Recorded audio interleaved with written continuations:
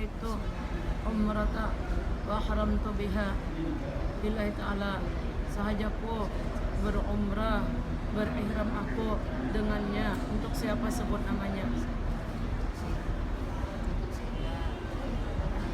Ibu Syarifah, Sofia, Latif, Habib lillahi ta'ala. Bismillahirrahmanirrahim. Allahumma labbaik, labbaik la syarika laka labbaik, innal hamda wan ni'mata laka wal mulk la syarika lak. Alhamdulillah, saat ini kita berada di kawasan Tan'im atau tepatnya berada di ruang induk Masjid Tan'im atau disebut juga Masjid Siti Aisyah. Mau tahu pemirsa kenapa dinamakan Masjid Siti Aisyah? Karena Ummul Mukminin Sayyidah Aisyah radhiyallahu anha ketika berhaji bersama Rasulullah, beliau memasuki kota Mekah akan melakukan tauf sa'i dengan niat haji tamattu, tapi karena beliau datang menstruasi maka beliau tidak bisa melakukan tauf sa'i. Maka Ummul Mukminin dapat dam nusuk, yaitu harus menyembelih seekor kambing karena beliau telah merubah niatnya yang tadinya niat haji tamattu lalu berubah menjadi haji ifrad. Beliau melangsungkan haji bersama Rasulullah. Selesai berhaji, berwukuf dan bermabit di Musdalifah, kemudian melontar jamrat di Mina. 3 hari berturut-turut dinamakan Nafar Sani. Kemudian beliau selesai menunaikan ibadah haji, beliau diperintahkan oleh Rasulullah mendatangi kawasan Tan'im ini, dan beliau bersama saudara beliau Abdurrahman bin Abu Bakar melakukan memasang kemah dan berhenti sejenak di perkampungan Tan'im ini. Kemudian beliau menjatuhkan niat untuk berumrah. Subhanallah, alhamdulillah, masya Allah, la quwwata illa billah. Kita pun melakukan niat umrah pada hari ini untuk melakukan niat umrah untuk kesekian kalinya di sini. Dan Bapak dan Ibu pemirsa rahimahullah, Tan'im ini memiliki sejarah yang teramat penting bagi umat Islam. Pertama, Rasulullah menetapkan bahwa umrah yang terdekat jaraknya dari kota Mekah keluar kota Mekah hanya ini Tan'im satu-satunya, berjarak sekitar 7 kilo dari Masjid Haram Mekah ke sini, dan ini sudah termasuk kawasan luar kota Mekah yang terdekat. Ketika Rasulullah SAW berisra Mi'raj, sepulang perjalanan Isra Mi'raj dari Masjidil Haram ila Masjid Aqsa, kemudian beliau turun dari udara yang dari atas langit yang teramat tinggi, turun di Tan'im ini menandakan kemuliaan Tan'im. Kemudian beliau mengambil air, kemudian beliau minum di Tan'im ini. Dan bersamaan dengan itu juga kita berpapasan dengan kafilah yang melakukan istirahat di Tan'im ini. Kafilah para orang-orang Mekah yang selesai berdagang dari Syria berhenti di sini. Jadi ternyata Tan'im ini tempat pemberhentian orang-orang terdahulu sampai hari ini. Tapi pemberhentian di zaman sebelum Rasulullah adalah berhenti ketika mereka melakukan kafilah dagang ke berbagai negeri, maka berhenti di sini. Nah, sepulang Nabi kita Isra Mi'raj, kemudian Nabi kita diperintahkan oleh Allah menghabarkan peristiwa Isra Mi'raj itu, dan orang-orang Mekah, orang-orang kafir musyrikin Mekah itu minta pembuktiannya, Bu. Betul apa tidak beliau benar-benar melakukan perjalanan pada malam Senin tanggal 23 Rajab, minta buktinya. Sabda Nabi, aku berhenti bersama Sayyidina Jibril di Tan'im, dan aku mengambil air salah satu kafilah yang ada pada tempat air kalian, sedangkan kendaraan kuda yang membawa air itu dia terkejut. Maka mereka patah kakinya melihat lajunya lesatan burak itu yang berhenti di Tan'im ini. Maka mereka tidak bisa mendustakan kabar peristiwa Isra Mi'raj sehubungan dengan kafilah yang dilewat Nabi, dan Nabi bersinggah di Tan'im tadi untuk minum. Nah, alhamdulillah kita juga sampai ke tempat yang sangat bersejarah ini yang dinamakan dengan Masjid Tan'im atau Masjid Siti Aisyah radhiyallahu anha. Semoga umrah kita mabrur. Allahumma ja'al umratan mabrura, hajjan mabrura, wa sya'ya mashkura, zamban maghfura, wa tijaratan lan tabur, ya alima ma fasudur. Allahumma ajalna umratan mabrura wa la sum'atan wa wala riya'an wala sum'atan walhamdulillahi rabbil alamin. والشكر لله الحمد لله والشكر لله أزكى صلاتي وسلامي على رسول الله أزكى صلاتي. Bismillahirrahmanirrahim. Allahumma sholli ala Sayyidina Muhammad wa ala ali Sayyidina Muhammad. Saat ini pemirsa, kami telah berada di tempat peninggalan yang sangat bersejarah, yaitu di kawasan Hudaybiyah. Disinilah baginda Rasulullah Sallallahu Alaihi Wasallam diikuti dengan 400 sahabat beliau yang berangkat dari Madinah dengan niat untuk berumrah. Begitu Nabi kita menjatuhkan niat untuk berumrah, apa yang terjadi? Rasulullah dikagetkan dengan segolongan kaum laki-laki musyrikin Mekah datang di sini menghalangi Rasulullah dan para sahabat untuk berumrah.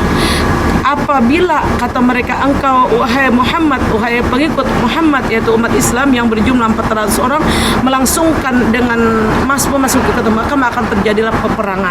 Nah, untuk menghindari peperangan ini, maka baginda Rasulullah Sallallahu Alaihi Wasallam mengurungkan niatnya untuk memasuki kota Mekah. Namun terjadilah kesepakatan di sini dengan Nabi kita dengan para sahabat agar mengutus salah seorang dari sahabat beliau, maka terpilihlah menantu kesayangan Rasulullah, di antaranya Sayyidina Utsman bin Affan. Sayyidina Utsman bin Affan memasuki kota Makkah untuk menyatakan bahwa masuk kota Makkah ini bukan niat untuk berperang, tapi adalah niatnya untuk berumrah. Dan apa yang terjadi ketika Sayyidina Utsman melakukan pertemuan dengan pembesar musyrikin Makkah, maka terjadilah di sana kesepakatan perjanjian. Kesepakatan perjanjian itu banyak sekali, di antaranya bahwa kaum musyrikin Mekah berdamai dengan umat Islam selama 10 tahun tidak akan melakukan peperangan. Dan juga kesepakatan itu, jika ada umat Islam yang memasuki kota Mekah, mereka tidak boleh kembali ke Madinah. Tapi jika ada orang musyrikin Mekah memasuki Madinah, mereka boleh harus dikembalikan ke Mekah. Kesepakatan perjanjian itu banyak sekali berlaku ketimpangan yang memberatkan kepada umat Islam dan meringankan kepada mereka musyrikin Mekah. Tapi semuanya itu sudah ditarik kesimpulan oleh baginda Rasulullah, semuanya di ACC. Tapi para sahabat ini ada yang sangat kecewa, Sayyidina Umar dan lain sebagainya. Kenapa Rasulullah meng-ACC itu? Tunggu, kata Rasulullah, bahwa kita akan mendapat kemenangan. Maka sepulang Nabi kita dari tempat ini, tempat perjanjian Hudaybiyah ini, nantinya Allah menurunkan Al-Quran surah Al-Fatah yang berbunyi, A'udzubillahi minasyaitonirrajim, Inna fatahna laka fatham mubina liyaghfira lakallahu ma taqaddama min dzambika wa ma ta'akhkhar wa yutimma ni'matahu 'alaika wa yahdiyaka siratan mustaqima, dan seterusnya.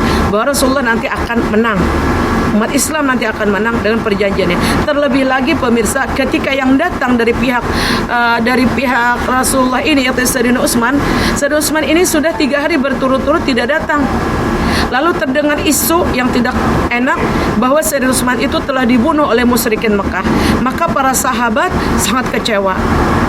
Jika ini, kata para sahabat, ya Rasulullah, benar-benar terjadi, musyrikin Mekah telah membunuh utusan engkau, yaitu Sayyidina Utsman bin Affan, kita tidak akan kembali ke Madinah walaupun kita binasa karenanya. Maka terjadilah perjanjian Hudaybiyah di sini, atau Bai'atur Ridwan, perjanjian yang mendatangkan keridhaan Allah seperti disebutkan di dalam surah Al-Fatah. Maka Rasulullah SAW dibaiat oleh para sahabat berjanji setia bahwa mereka akan berjanji setia kepada Allah Ta'ala dan Rasulnya. Para sahabat yang berjumlah sekitar 400 orang tadi tidak akan mengkhianati perjanjian itu. Mereka akan melakukan peperangan sampai tetesan darah yang terakhir jika benar Sayyidina Utsman bin Affan telah terbunuh karenanya. Maka masing-masing mereka berpegangan tangan, berjanji setia untuk berbuat taat kepada Allah Ta'ala dan Rasulnya. Dan terakhir Sayyidina Utsman belum datang, Rasulullah pegang tangan sendiri, aku berjanji, aku membaiat Sayyidina Utsman dengan perjanjian ini bahwa kami akan membela dia sampai hembusan napas yang terakhir. Maka turunlah surah yakni kelanjutan daripada surah Al-Fatah. Kami ridho, firman Allah, kepada umat Islam atau kepada Rasul dan umatnya yang telah berjanji di bawah sebatang pohon. Di sinilah sebatang pohonnya Bapak dan Ibu yang akhirnya didirikan masjid. Nah, pemirsa yang berbahagia, dari perjanjian-perjanjian ini tiba-tiba datanglah Sayyidina Utsman. Selesai perjanjian bersama itu, maka gembiralah para sahabat Nabi. Nah, di sini terjadi pula penyembelihan hewan onta sebanyak 70 ekor yang dibawa oleh para sahabat dari Madinah karena mereka bertahalul, karena umrahnya tadi tidak bisa dilangsungkan. Mereka bertahalul memotong 70 ekor onta, dan Nabi kita mencukur habis rambutnya.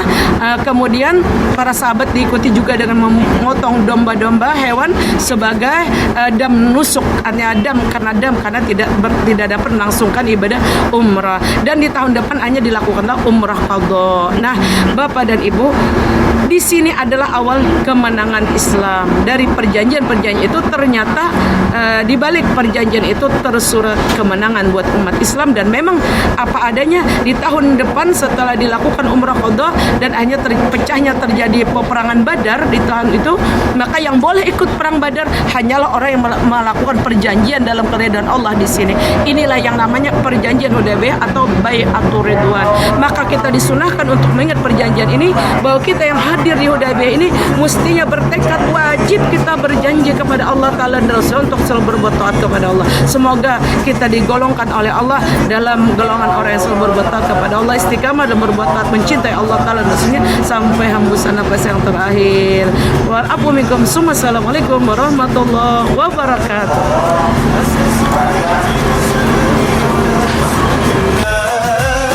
أزكى صلاتي وسلامي على رسول الله.